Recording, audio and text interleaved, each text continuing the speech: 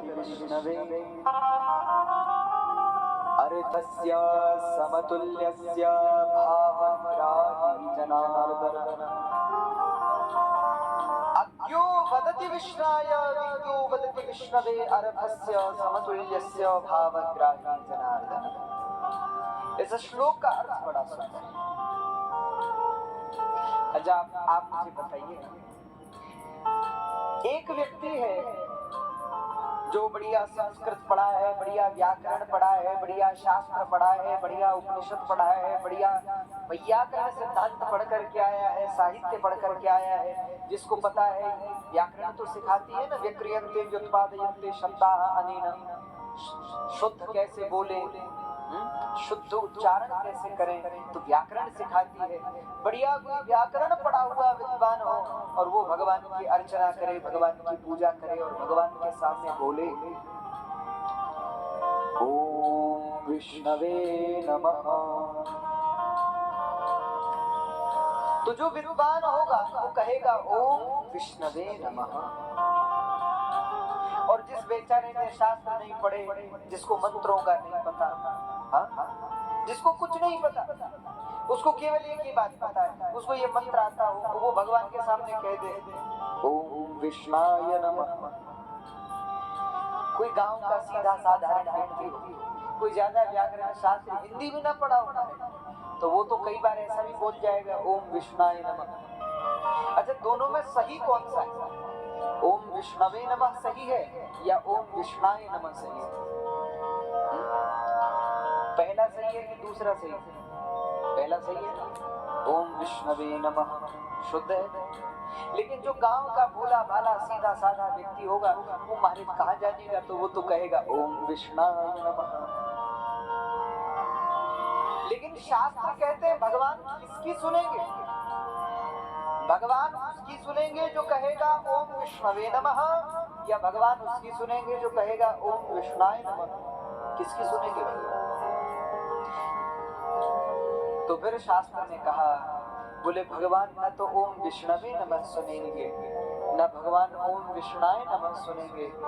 भगवान ये नहीं सुनेंगे कि कौन क्या बोल रहा है, भगवान तो ये सुनेंगे कि कौन कैसे बोल रहा है। यदि भाव है, यदि प्रेम है और प्रेम में भर करके ओम विष्णाय नमः भी कहोगे तो भगवान सुन लेंगे, स्वीकार कर लेंगे।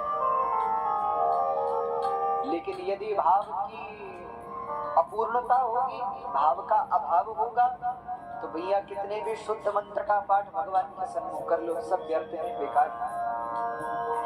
आप भगवान की पूजा कर रहे हो, कितने भी अच्छे मंत्र आपको आते हैं, लेकिन प्रेम से नहीं बोल रहे हो, ध्यान से नहीं बोल रहे हो, भाव से नहीं बोल रहे हो, तो भैया सब किया धरा बेकार। और आप प्रेम से भर करके कुछ मत बोलो, भगवान का नाम ही ले लो, श्री राम जय जय राम, श्री कृष्ण गोविंद हरे मुरारे, इतने ही कह दो तो भगवान उसी में प्रसन्न है। भगवान शब्द नहीं सुनते, भगवान भाव सुनते। कल आप और हम चर्चा कर रहे थे विदुर जी के प्रसंग की। दुर्योधन के मेवा त्यागे साग विदुर घर खाई। भगवान दुर्योधन के 56 भोग को ठुकराते हैं और विदुर जी के घर पर केले के जो छिलके हैं उनको ग्रहण करते हैं। भैया भगवान को तो आपका प्रेम मात्र चाहिए। इस सापेक्ष में एक बड़ी सुंदर कथा है, आप लोगों ने भी कई बार सुनी। इसी कलिकाल में एक महान भक्त राजा, महान भक्त, आप लोगों ने नाम सुना होगा, उनका नाम था श्री नरसिंह मेहता। नाम सुना है? नरसिंह, महान भक्त राजा। आप विचार करके देखिए, इसी कलयुग में 52 बार भगवान का दर्शन हुआ नरसिंह जी। एक दो बार की बात नहीं कर रहे हैं, कितनी बार कह रहे हैं?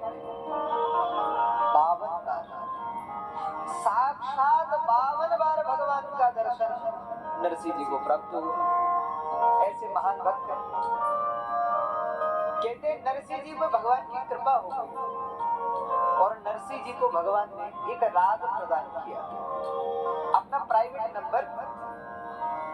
जब नरसिंह जी की मुलाकात भगवान से हुई और भगवान ने कहा कि अभी आपका कर्म शेष है, आप वापस जगत में जाइए, जगत मंगल करिए, जगत कल्याण करिए, तो भगवान की बात सुन के नरसिंह जी ने कहा कि कभी आपकी याद आए तो हम क्या करें। भगवान ने कहा जब कभी हमारी याद आए तो आप हमारा पर्सनल नंबर लगा लेना। वैसे तो जो लैंडलाइन का नंबर है वो तो कई बार बिजी आता है, तो भगवान ने अपना पर्सनल नंबर दे दिया नरसिंह जी को कि जब जब आप ये नंबर लगाओगे तब तो हम आपसे संपर्क हो जाएगा। आप में से बहुत लोग सोच रहे होंगे कि महाराज हमें भी बता दो नंबर, हम भी भगवान को फोन लगा लेंगे।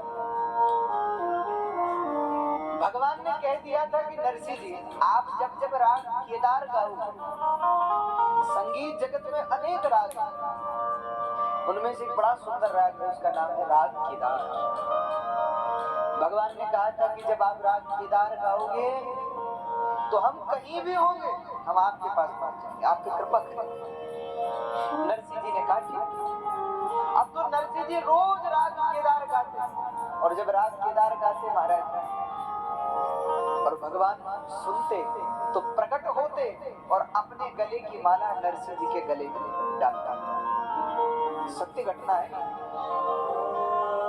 अब लेकिन एक बार समस्या ये हो गई कि नरसिंह जी की शिकायत कुछ लोगों ने, भक्तों से जलने वाले भी बहुत होते हैं।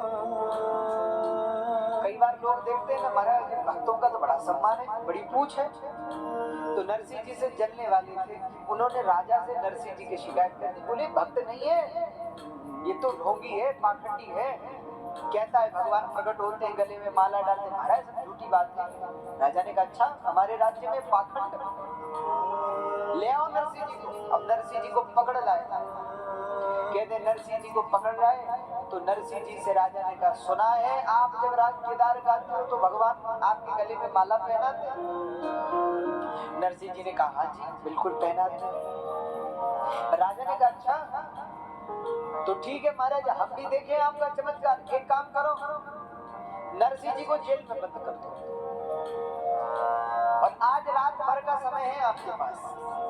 अगर कल सुबह के लिए आपके गले में माला नहीं आई तो अगर कल सुबह माला नहीं हुई तो फिर हम फांसी का फंदा गले में डालेंगे आपके। अगर कल आपके गले में भगवान की गले की माला न हुई तो कल आपको फांसी पे लटका दिया जाए। ठीक 5 बजे फांसी होगी आपकी। ओ महाराज नरसिंह जी तो घबरा गए, जेल में बंद कर दिया नरसिंह जी, काल कोठरी में बंद कर दिया। अब नरसिंह जी बैठे हैं, 1-2 दिए जल रहे हैं। नरसिंह जी सोच रहे क्या करूं। नरसिंह जी अच्छा वैसे तो नरसिंह जी के पास राग केदार था, वो गाते तो भगवान आ जाते, लेकिन समस्या एक हो गई थी। क्या? बोले आज सुबह की बात है, नरसिंह जी के घर पे कुछ संत महात्मा पधारे, महापुरुष पधारे। कहते महापुरुष आए तो उन्होंने अपनी पत्नी से कहा, बोले देवी बड़े भाग्य की बात है, घर पे संत पधारे हैं, कुछ भोजन बनाओ महात्माओं को पवाओ। तो पत्नी ने कहा हमारे घर पे तो अन्न का दाना नहीं है। नरसिंह जी ने कहा चलो हम तो व्यवस्था करते हैं। तो नरसिंह जी व्यापारी के यहाँ पहुंचे और व्यापारी से बोले भैया तुम ऐसा करो थोड़ा हमको अन्न दे दो जरा। क्यों? महाराज वो हमारे घर पे संत आए ना उनको पवाने के लिए चाहिए। तो व्यापारी ने कहा कि आपके ऊपर तो पुराना ही बहुत है, पहले पुराना तो चुकाओ तब नया मिलेगा। नरसिंह जी बोले भैया बस आज के दिन हमें दे दो। बोले नहीं नहीं नहीं नहीं पहले पुराना चुकाओ तब मिलेगा। कहते इतना सुनते ही व्यापारी ने कहा चलो एक काम करते हैं नरसिंह जी। नरसिंह जी बोलो। बोले हमने सुना है आप जब राग केदार गाते हो तो भगवान प्रकट होकर आपके गले में माला पहनाते हैं। हाँ तो महाराज एक दिन बस एक दिन हमको वो राग केदार सुना दो आज शाम को बस।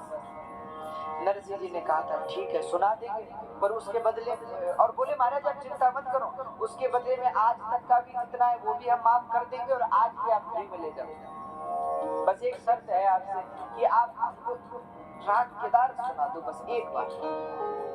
नरसिंह जी ने कहा महाराज अभी तो समय नहीं है, अभी आप हमको राशन दे दो, अन्न दे दो, लेकिन हम आपको वचन देते हैं जब तक आपको नहीं सुनाएंगे तब तक भगवान को भी नहीं सुनाएंगे। तो चाहे हमें आज समय लगे चाहे कल समय लगे, लेकिन जब तक आपको नहीं सुनाएंगे तब तक भगवान को भी नहीं सुनाएंगे। महाराज हम आपको सुना देंगे। ऐसा कहकर नरसिंह जी ने अन्न ले लिया, घर आ गए, संतों को पवा दिया। शाम के समय नरसिंह जी उसको राग केदार सुनाने नहीं जा रहे थे कि सैनिकों ने पकड़ लिया। अब नरसिंह जी काल कोठरी में बंद हैं और नरसिंह जी सोच रहे हैं कि राग केदार तो गा नहीं सकते। क्यों? बोले हमने वचन दिया है कि राग केदार नहीं गाएंगे। अब अगर राग केदार गाएंगे तो वचन टूट जाएगा, तो क्या करें? तो नरसिंह जी ने कहा कोई बात नहीं, संगीत में रागों की कमी है क्या? आज कोई और राग गा के देखते हैं हमारे। अब नरसिंह जी ने राग गाने शुरू किए, भजन गाने शुरू किए, कीर्तन करना शुरू किया कोठरी। जेल में नरसिंह जी गाने लगे। ओ महाराज, नरसिंह जी ने राग गाए, यमन गाया, भैरवी गाया, भैरव गाया, भोपाली गाया, पहाड़ी गाया, वृंदावन सारंग गाया। महाराज इतने इतने राग गा डाले नरसिंह जी ने। बिहार गा लिया, बसंत गा लिया, बड़े बड़े राग गाए, लेकिन भगवान